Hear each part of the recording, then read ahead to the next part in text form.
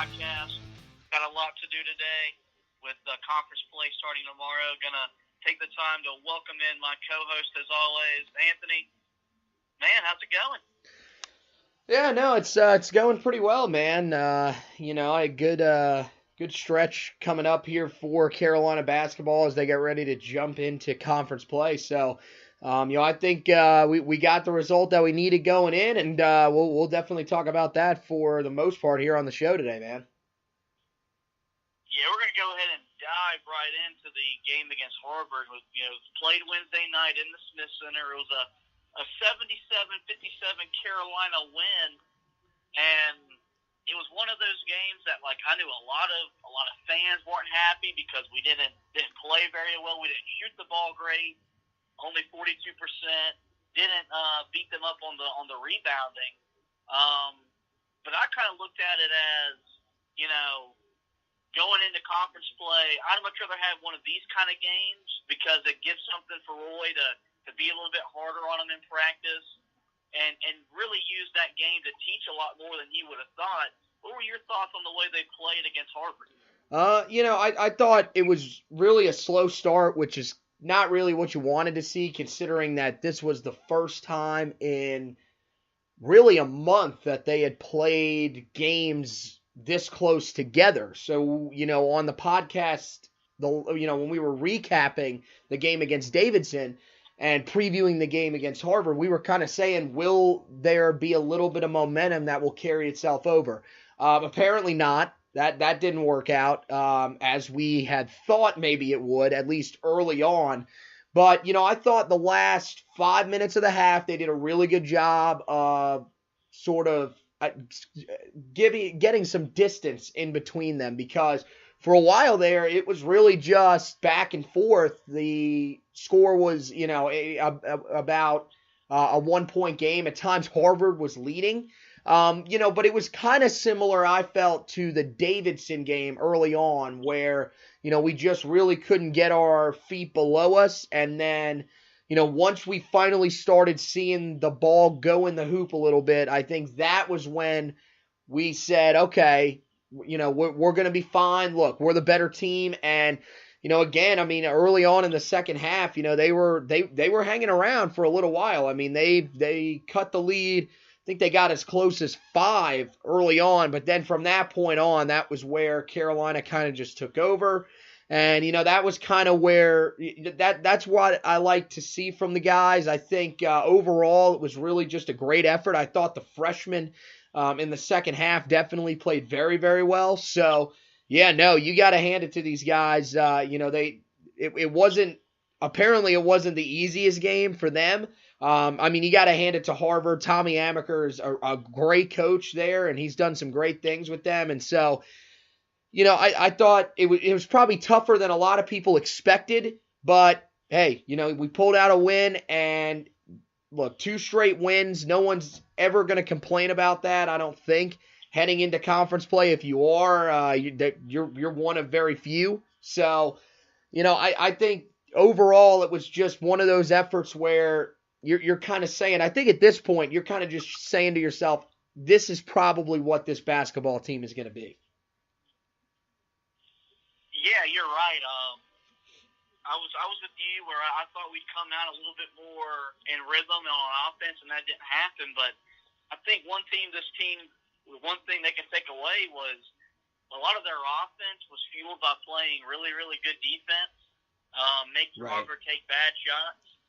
And that's something we haven't really seen other than the Davidson game where, you play good for 30 seconds and then you get result on the other end because we just haven't been where we need to be defensively. And I know it's Harvard, but I thought this team took another step forward.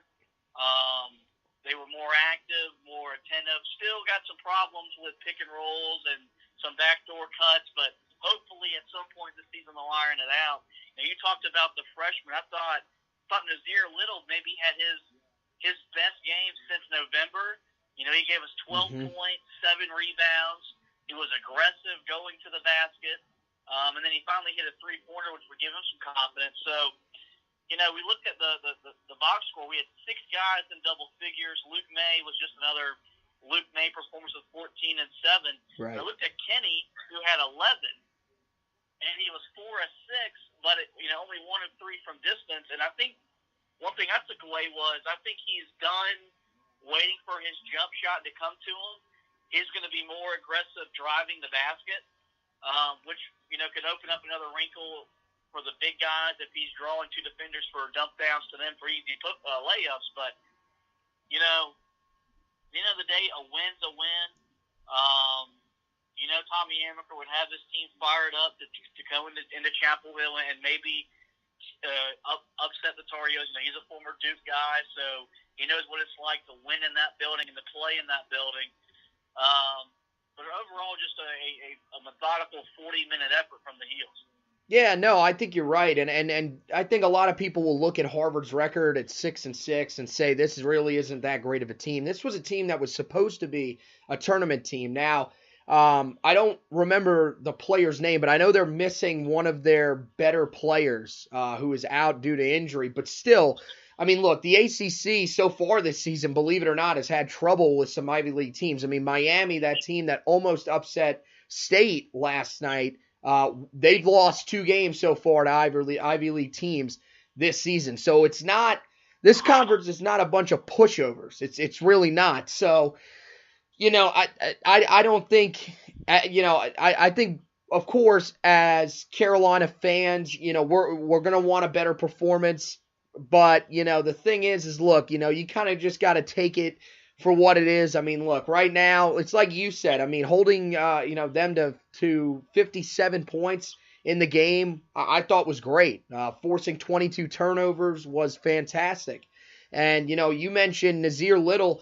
I thought Nazir Little was probably about as active as he's been on the defensive end in his time in Chapel Hill. And, he posted something today on Instagram, with, that everybody, needs to stop questioning him defensively. And, I think he's definitely a young guy that's improving defensively. Really the only issue that I ever had with him, I think in the half court that so far this season, he's been a great defender so far, or at least shown that he is, showing the effort to be a great defender. I just think in the open floor, maybe there have been a couple of times where he's been slower getting back.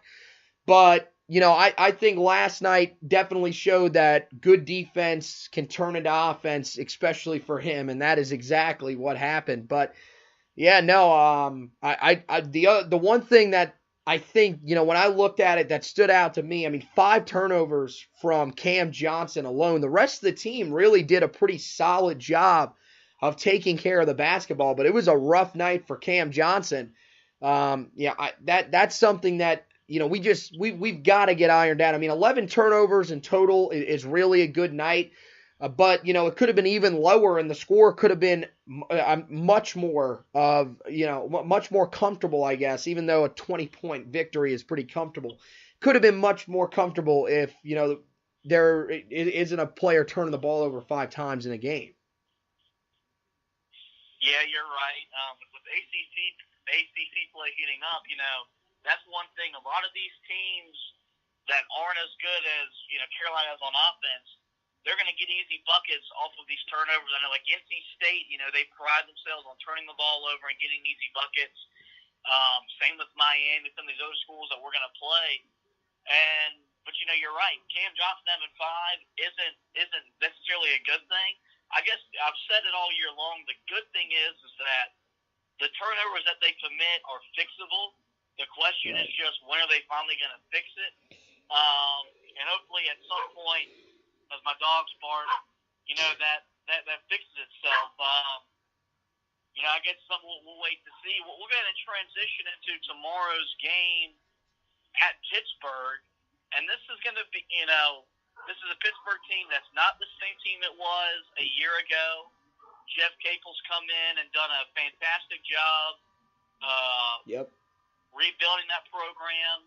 He brought in some talent in the off season, and he's got that team standing at 10-3. And I think they pose a challenge that maybe we didn't think entering the season.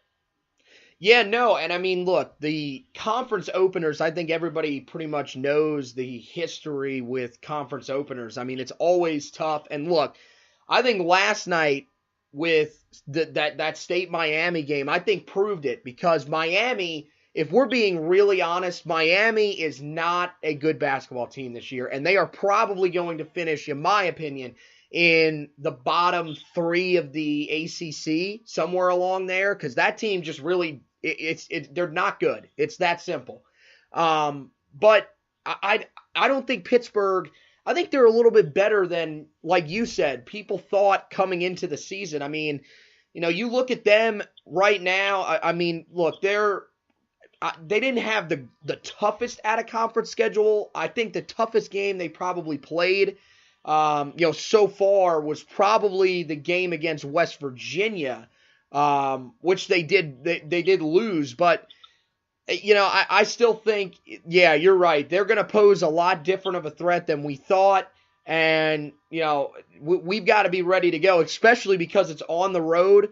This will be the first time, I believe, right, that Cam Johnson will be going back, because he didn't go back last year. We only played them once. It was in the Smith Center.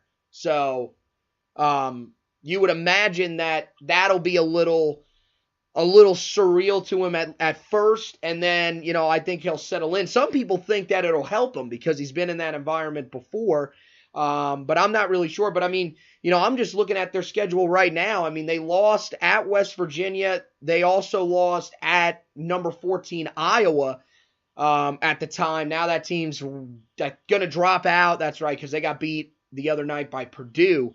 And then they lost to Niagara, which wasn't a good loss, but still, I mean, they've beaten a good St. Louis team. So, these guys are a legit opponent, and it's not going to be easy to just walk in there and take one from them, especially not as easy as it was last year. Yeah, this game, it's a noon tip-off on the road, so it's an early game. This place is sold out, and we know how tough this place is to play when either there's a big opponent, or even like when Pittsburgh was good under Jamie Dixon, that was the toughest place anywhere in the country to go win a game. I'm not saying it's going to be that tough tomorrow, but this place will. They'll be up with Carolina in town. They've beaten us pretty badly there before with decent teams, and kind of like they are this year. I look at this team, and really, the guard matchup, with Xavier Johnson for them, right, is having a fantastic season, scoring 16 points and handing out 5 assists. The problem with him that can help us, if we're into it defensively, he turns the ball over 4 times a game, which as a guard or for any player, is just way too many. But the matchup with him, and I don't know who will draw the assignment, whether it's going to be Kobe or Kenny, could really be the matchup that decides this game. I mean, that one is definitely one that I'm going to be watching. The problem is that you're going to have a guy in Jared Wilson Frame who is averaging 12 points a game, but he's going to be their guy when it comes to shooting the three-pointer. I mean, so far this season, he has attempted 76 threes, and he's hitting 40% of them. So, look, I mean, you want to key in on Xavier Johnson, because I'm with you. I think he's going to be a tough guy to slow down. I mean, I know that West Virginia had some troubles with him in the game that I saw, because, I mean, that's the one game that I've seen Pittsburgh play. I'm going to be really honest with you. But, in that game, yeah, Xavier Johnson really did have a great performance. And, I mean, there's a reason that they've got 4 guys that average over 10 points a game. Now, again, the one thing that they don't have is a great rebounder. I mean, they average just 38 rebounds per game. And that's something where, again, Carolina, I think, has to take advantage of that. Anytime they're going to have an edge on the glass, they've got to take advantage of it, especially this season where you have had some of the troubles defensively that you've had. On missed shots, even if you are, unable, if you blow your assignment or whatever, as long as, if it's a miss, as long as you rebound, then okay, we're not as worried about it. Trust me. You don't like to see that, but it didn't hurt you. That's the thing. You can't let these second chance opportunities pop up. And I think, we've seen it over the years. If you dominate in second chance points, especially for Carolina, it's going to result in wins. And I think that's got to be the game plan. Again, with this Pittsburgh team. Get on the glass as often as you can and, find a way. I mean, I would like to see that rebound margin somewhere along the +10, +12 area. And I mean, if they can do that, I'm with you. I mean, I'm interested to see also how they start this game because, look, that game against Harvard, they started slow. The game against Davidson, they started slow. I mean, it seems like that's one of the key themes of this team, and that's been one of the key themes for them really throughout the year ever since that great start that they had against Texas. They really haven't been all that great starting games, and now with this game being a 12 o'clock tip, it's not going to be the easiest thing to just roll out there and say, well, look, we're going to have the energy right out of the gate and we're going to try to run away from them. That's not going to happen. And to be real honest, I don't know if we want that to happen, considering that in some of the games where we've jumped out to huge leads like that before, we've allowed the opponent to get themselves back into the game. And in some cases, like the Texas game, win the game. So, I'm just, again, you're right. I want to see the energy on the defensive end, though. I turn defense into offense, because if you have the effort on the defensive end, look, I don't care. The best thing you can do is hold an opponent to, especially in today's basketball, if you can hold them under 70, I'm confident that this team can score 70 points and win. And this is what ACC play is pretty much about, is are you good enough defensively to be able to slow down some of these high-powered offenses? Because you pretty much know, especially for Carolina, you know that the buckets are going to fall. If you're able to slow down the opponent on the other side, you got the advantage, and there's at least a chance that you can pull out the victory. For Carolina, I would look, I mean, if I'm them, I'm thinking going in, look, we have the ability to win this game, and we should win this game. But, I mean, that's my take. I mean, what about you? Yeah, I'm going to piggyback off your rebounding stance. And I was listening to the Carolina Insider earlier today, and Adam Lucas was talking about how, look, the numbers show that Carolina's a good rebounding team. Nationally, they stack up. I think they're 5th in rebounds per game. But when you look at what the Carolina standard is, we're nowhere near what we're accustomed to being with the second chance points, like you said. Mm-hmm. And we all know that's a footprint of this program, that we're going to rebound the ball, rebound our misses, and score off of them. And I don't know if that's just because we've had Garrison in foul trouble a whole lot, and Manley hasn't been as effective. But I think if this team wants to compete for to win the ACC regular season and this 18-game gauntlet they're about to start on, they've got to ramp up that effort and start getting into the 18 to 24 second chance points per game. Just because, even though we're shooting 49% from the field, it doesn't seem like that. And I know Roy Williams is frustrated with his team's shot selection. If we continue to take bad shots, we need to rebound them and score off of them, because when you go on the road, no matter where you go, I mean, that's just, those things help you win games, like not turning the ball over. So, but no, I'm with you. I think Carolina, they're the better team. Mm-hmm. I do wonder about Cam Johnson and his return home and the emotions of playing there. I'm not going to say this is LeBron like when he went back to Cleveland, but we all know the first time LeBron was back in Cleveland, he turned the ball over a lot. Somehow our Knicks upset the Cavs. Like I said, Cam Johnson's not LeBron James, but there is going to be emotions there. But, on the flip side, he could be comfortable. And this kid is shooting 48% from three, and maybe he keeps on lining it up. That's what I hope. That's what Roy Williams hopes. So, we're going to go ahead and pick this game. And look, I think Carolina wins. I don't think Carolina beats them as bad as they beat them last year. I think Carolina's going to have to grind the game out, because I think Jeff Capel, who's a former Duke associate head coach, knows this team about as good as any other head coach in the league outside of Coach K. I think his kids will be fired up, ready to play. I think the crowd's will be fired up, ready to play. We don't know if we're going to have Sterling and Playtech coming off the bench, so we could be a little bit shorter. in terms of numbers that we want to be. But I do think Carolina gets to 1-0 and gets that first road win. But I'm telling you, it's not going to be easy. And maybe and that's okay because these kind of wins help you for March. And I think the player that we're going to talk about is I'm going to go with Cam Johnson just because he's been so consistent shooting the ball. He's started to get a little bit more aggressive rebounding the ball. I think he'll fix the turnover issues from the Harvard game and really stand out back in his home state. Well, I mean that's about I think that area that we're going to be in. I expect a close game. You mentioned it. This environment really is one of the tougher ones in the ACC. I've thought that really since they've entered the conference. And I think it'll be the same way. They always show up, especially some of these earlier games. They actually seem to provide a better environment.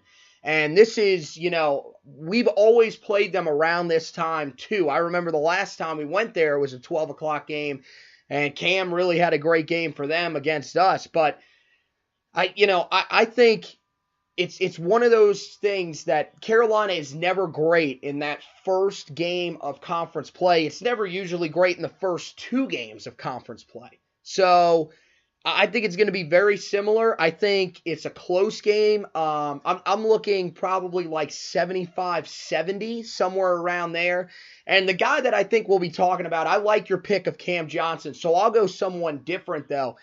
One of the other guys that I feel like we'll have to be talking about when this game is over, I really feel like this is the type of game where Nazir Little steps up because, look, he's starting to come into his own. Defensively, he's looked about as good as he has all season. And offensively, the game against Harvard was probably up there. It might have been his best game of the year overall.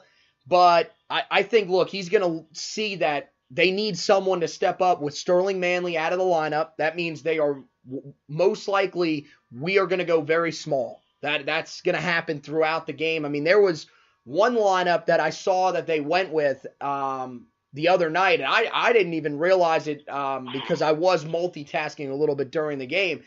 But, I didn't even realize that there was one point basically I think Cam was the center, we're playing the 5 I think Cam was the 5, Nazir was on the floor at the 4, and then they went with 3 guards. So we could see that a little bit more often with Sterling Manley not being there, and now with Andrew Platek being out of the lineup.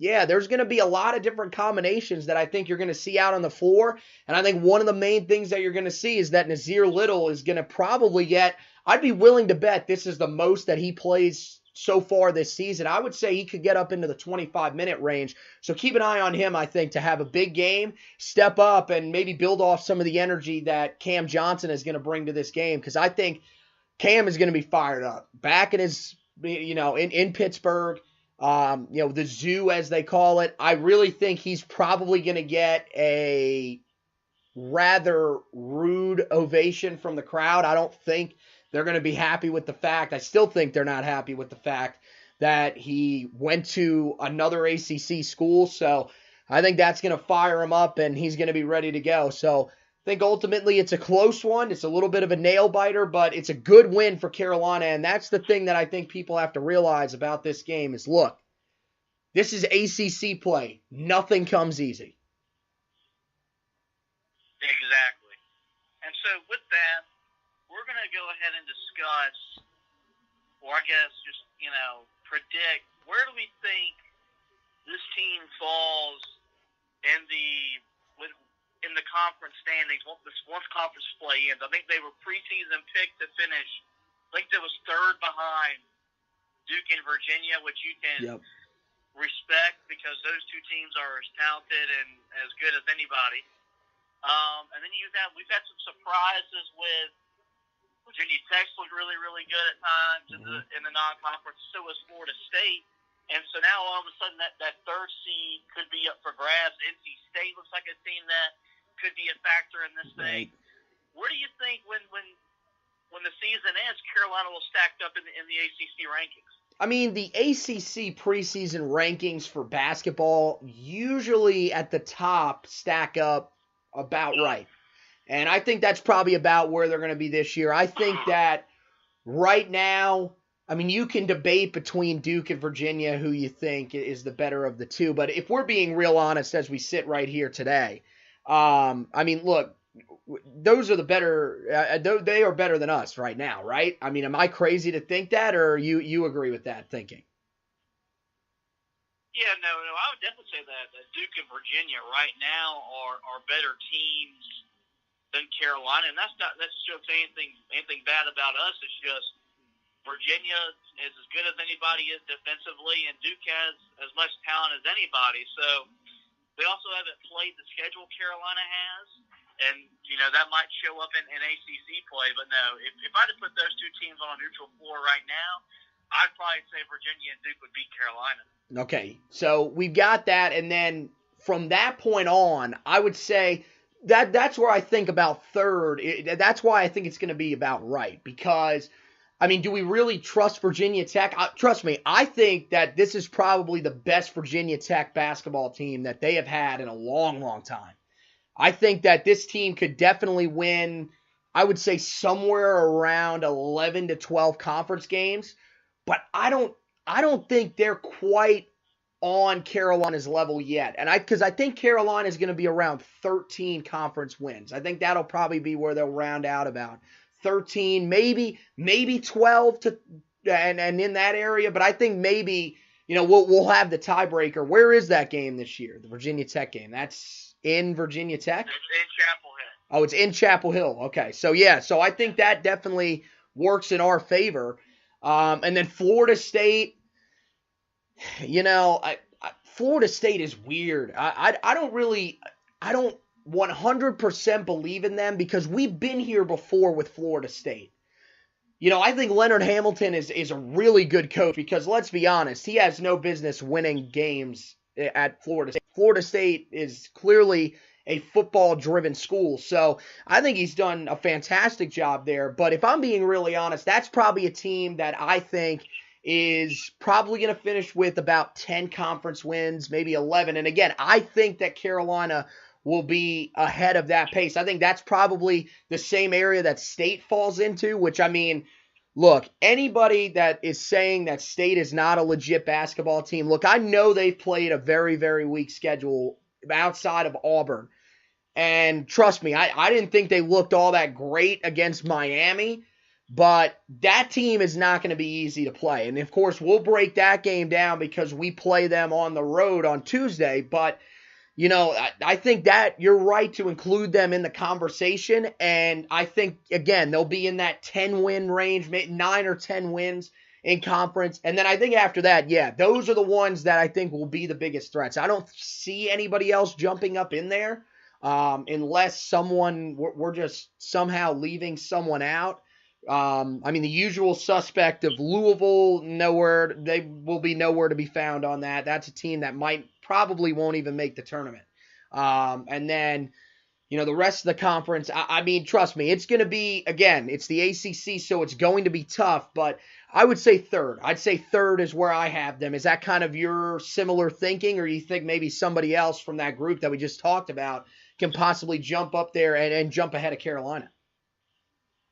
No, I'm with you. I think this team is probably going to finish out third. I think it does help that you have the games against Virginia Tech, and Florida State are all Chapel Hill games. There's not a return game back to all three of those schools, which are all places that Carolina traditionally doesn't have a whole lot of success in. When I think about Florida State, they've got all the length and athleticism in the world. It's can they score the ball most times, and that's been they struggle to score. Virginia Tech, how good are they away from home? And their guard play is really, really good. And then State is just, I think they're 1 year away from really putting themselves into the conversation. I mean, I know last year they beat Duke at home. They won last year in Chapel Hill. So Keats is already starting to, win some games in the Triangle area. But for the whole 18-game schedule, I still think they're 1 year away from competing with the big boys. So, yeah, I think this team finishes third, which isn't bad. That's about where the expectation was and should be. with the freshman point guard, and you lost Joel Berry and Theo Pinson and what they meant to this team, and so I wouldn't be disappointed with a third place finish. I'm with you. I think 12 or 13 wins in conference play, which would give us 12-6 or 13-5 record, which is respectable when you look at, you gotta go to Louisville, you gotta go to Duke, you gotta go to State, you gotta go to Pittsburgh, some of these places that just aren't easy places to go win. And ultimately a third place finish would ultimately give you probably a 3 seed in the tournament. So you're still looking okay going into March. So, I'm excited to find out because it gets started tomorrow, and it's always going to be a fun ACC season. Yeah, one of the other things, Syracuse, they're not as good as they were supposed to be because that was the team that was expected to be up there. So I think that definitely helps as well. And, I'm kind of interested to hear what you would think on this, but my line of thinking also is that, look, Carolina's played the toughest schedule, I think, out of anybody in the ACC. I think if you look at the strength of schedule rankings, it's the toughest in the country as of right now. Trust me, look, I'll give this to Duke. This is probably the toughest schedule that they've played in a while. I know they haven't gone on the road yet, and again, we can all yell and scream about that because I'm with you guys on that. I can't believe that they wait until they go into conference to go on the road. But again, look, you say, how cowardly is that, and complain about it. Look, I'm not complaining because the first time they go on the road is in conference play. Yeah, feel free to do that because going on the road in the ACC in general is not easy. But I think, Carolina's tougher schedule, that maybe has these guys a little bit battle-tested. Do you think that could possibly help them, or are you kind of in the same area that I'm in? Oh, definitely. That's why they play the schedule that they play, is to get them ready for the ACC, the deepest and toughest conference in the country. I don't care what anybody else says. I know the Big Ten looks very deep, and the Big 12 in the past couple years has been deep. But, you put Kansas in the ACC without winning this conference 13 straight years. Right. The Big Ten is normally Michigan State in the regular season, Michigan in the postseason. Mm-hmm. You put those schools here, they're not doing what they're doing year in, year out in this conference. So, no, definitely. In some ways, this could help Carolina because when they're in a tough situation at Cameron, they'll know when they were in Michigan and getting their ass kicked, what to not do. And maybe you find a way to win a game in arguably college basketball's toughest environment. So, yeah. That's why we play the schedule we play. Right. Now, coming up, that it's not going to be as difficult because next year we go to 20 conference games. So Roy's not going to go play everybody outside of the ACC like he has been, but he'll still schedule some tougher games for the team to get them ready for the ACC. But it's going to be interesting.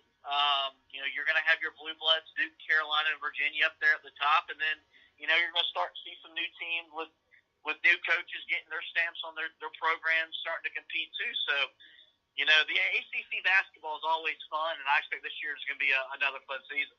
Yeah, for sure, man. So, what else you got before we wrap this thing up, man? I'm done. We're about to shut this down because I got to go to work, and I don't know what you got to do. So, I do want to encourage you guys to check out my blog, the Roy's Boys blog. I've put some articles out today with some non-conference recap and then an in-depth preview of the game against Pittsburgh. That's on Facebook and Twitter. You can subscribe to our podcast through Spreaker. I know it's on iTunes and Spotify. Still trying to get it up on iHeartRadio and some other media outlets. I want to thank you guys for listening. Anthony, thank you for joining me. Go Tar Heels.